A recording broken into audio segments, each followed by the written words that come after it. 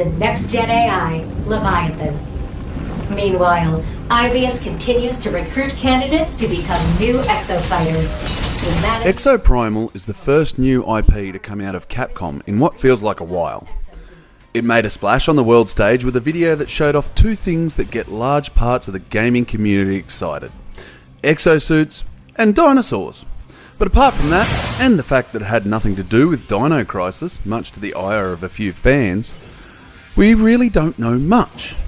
But now, thanks to Capcom Australia, I got a chance to go hands-on with this Dino Slaughterfest, and I'm here to tell the tale of what I experienced.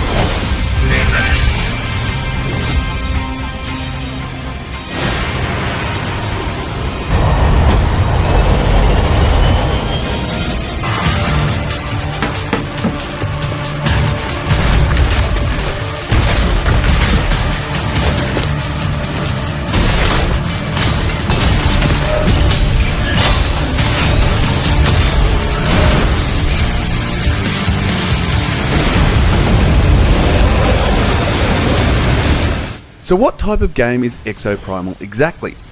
From my time, there are two clear comparisons that should make understanding easier. The first is Left 4 Dead. This is, for a lot of the game, a 4-player PvE shoot 'em up that has you mowing down hordes of smaller dinosaurs with the occasional big dino thrown in for good measure. This formula is then mixed with the team-based objective gameplay of Overwatch to produce something that feels familiar but still fresh at the same time. Welcome. Now that's a big one. If you don't want another hole, then don't get in front of that thing. Play it safe. All right. Roadblock. Stop it in its tracks. Good. Now hit him with your overdrive. Objective complete. This is fantastic. Large dinosaur combat data. Looking good over there. Teamwork pays off, eh? Exofighters, please proceed to the next objective. Not sure if you've noticed, but it's the year 2040. Let me elaborate further. Each match is presented as a war game. Your team must complete the objectives of the war game before the other team. Those objectives, in this press demo at least, were simple. Get to a point on the map, kill all the dinosaurs, and move on. If you do it faster than the opposition team, you get an advantage in the final phase of the map, which has you escorting a payload to a final destination. In this section, the game becomes more of a PvPvE experience, with players given the chance to take out the opposition and slow down their escort. First team to get the payload to the final point wins.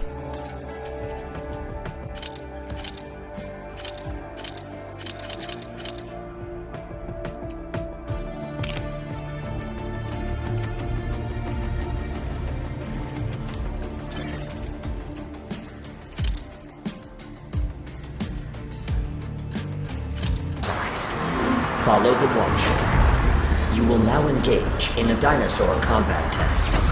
Exofighters, follow the Watcher. Initiating dinosaur cull mission. Preparing combat area. Please. There are a few wrinkles. You can pick up a special ability which allows you to summon a controllable T-Rex that you can then take over to the opponent's side of the map and cause havoc, wiping them out and stunting their progress.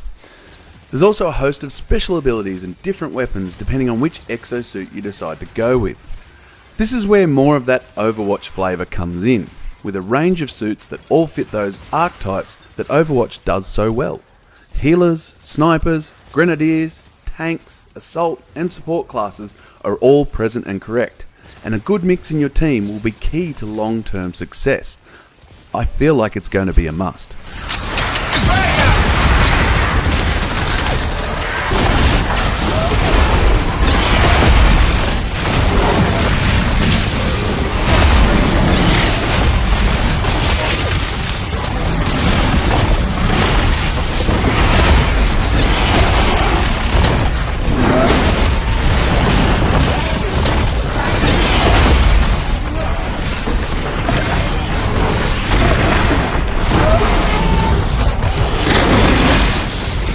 Summoning raptors.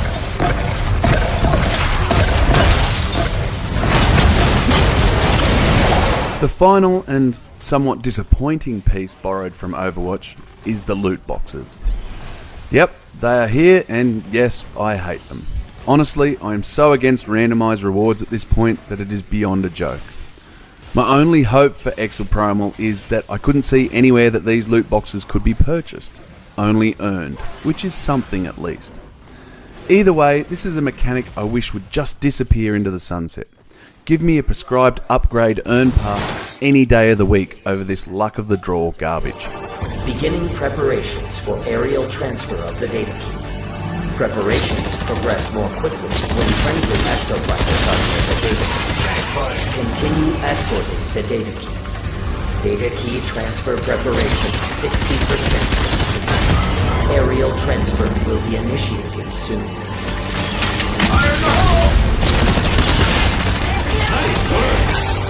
Combat test complete. You are victorious. This team demonstrates tremendous potential. There will be a rest interval until the next combat test. Take full advantage of this incredible employee benefit.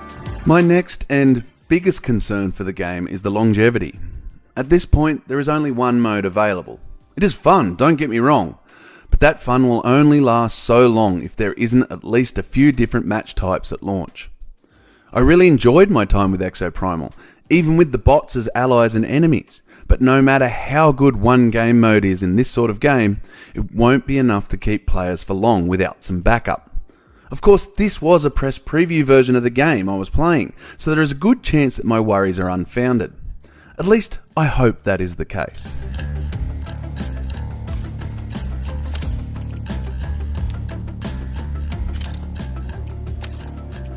Initiating dinosaur cull mission.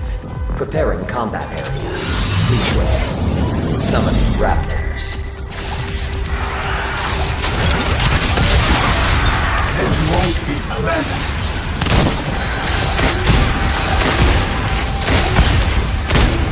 Summoning raptors.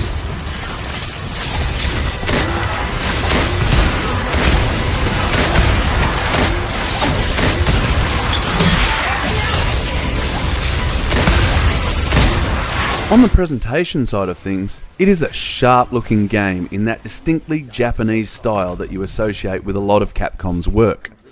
Funnily enough, the game it reminded me visually of the most is the classic cover-based shooter Binary Domain. There was a similar feel to the characters in the world that immediately struck me. The voice acting, even in English, sounded great, and the sound effects all gave appropriate booms, bangs and blasts for the action. So I really don't have any concerns about the presentation aspects of the game. It all ran at a glossy 60 frames per second without breaking a sweat too, and that seems to be courtesy of the fantastic RE engine that Capcom is using in everything these days.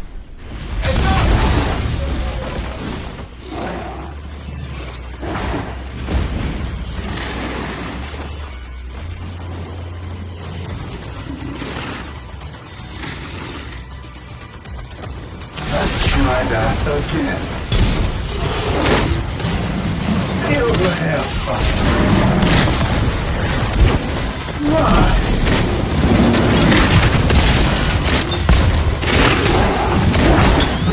Quick thinking.